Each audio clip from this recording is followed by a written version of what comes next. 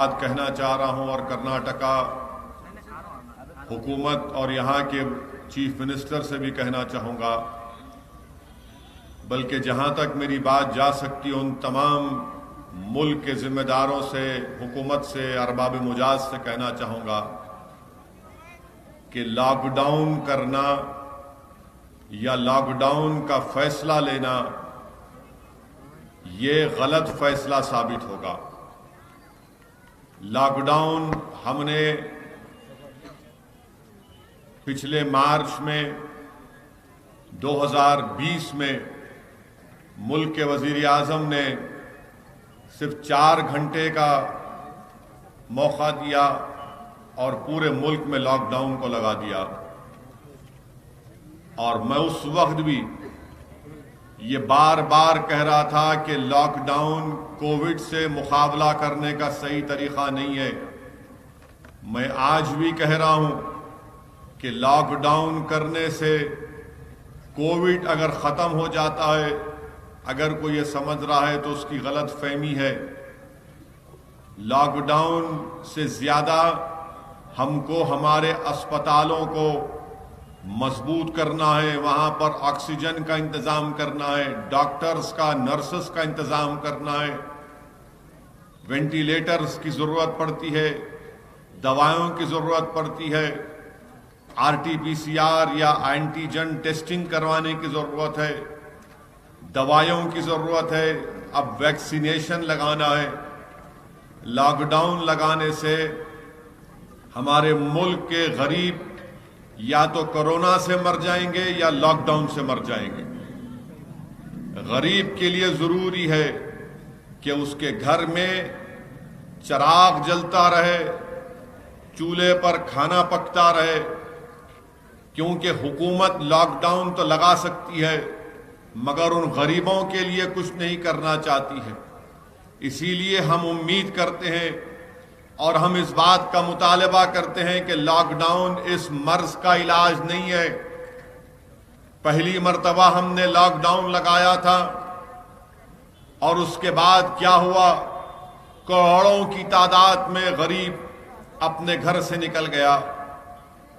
جو ممبئی میں تھا، بہار کا، اس کو مجبوراً جانا پڑا۔ ہزاروں کلومیٹر لوگوں کو پیدل چلنا پڑا، سائیکل پر جانا پڑا۔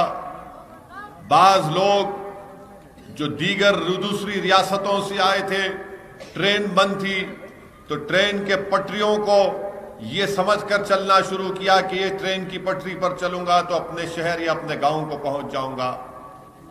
اورنگ آباد میں بدترین واقعہ ہوا کہ رات میں چلتے چلتے لوگ تھک گئے تھے، پٹری کے پاس سو گئے، ٹرین آئی اور قریب 12-15 لوگ اس کی موت ہو گئی۔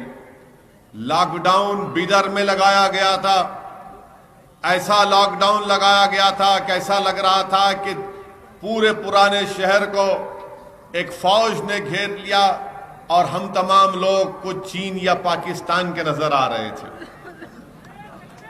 یعنی ایسا ماحول کر دیا گیا تھا کہ نہیں، پرانے شہر کو بند کر دو۔ یعنی چاروں طرف سے گھیر کے آپ نے کیا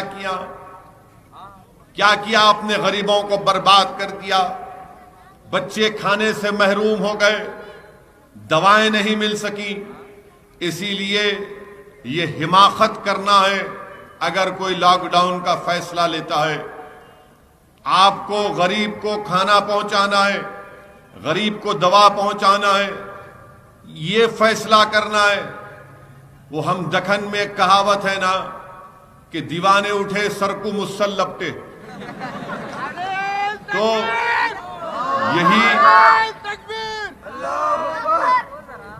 27 تک روک کے رکھو ذرا۔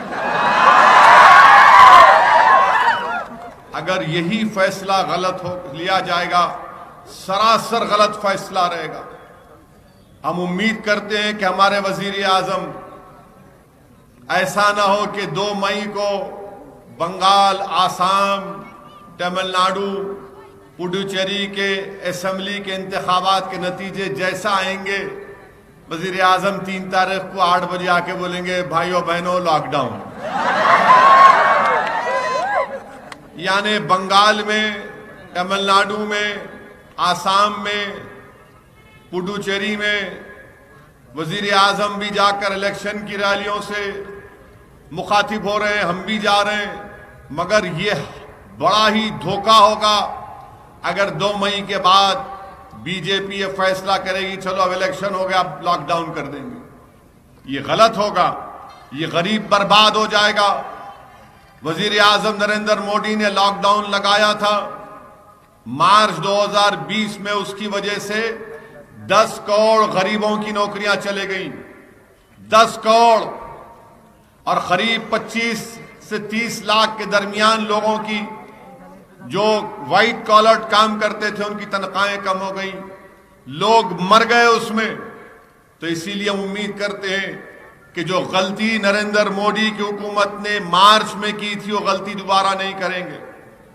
हाँ, आपने कर्फ्यू लगाया, हम सबको उस पर अमल करना है, सोशल डिस्टेंसिंग करना है, मगर लॉकडाउन कोविड से मुकाबला करने का कोई सही तरीका नहीं है। मिलत टाइम्स को आपकी जरूरत है, हमारी आप माली मदद करें। हर महीने सिर्फ 100 रुपये और 1 साल के लिए एक साथ सिर्फ 1000 रुपये। रकम भेजने के लिए यहाँ दिए गए फोन पे, गूगल पे और पेटीएम नंबर का इस्तेमाल कर सकते हैं।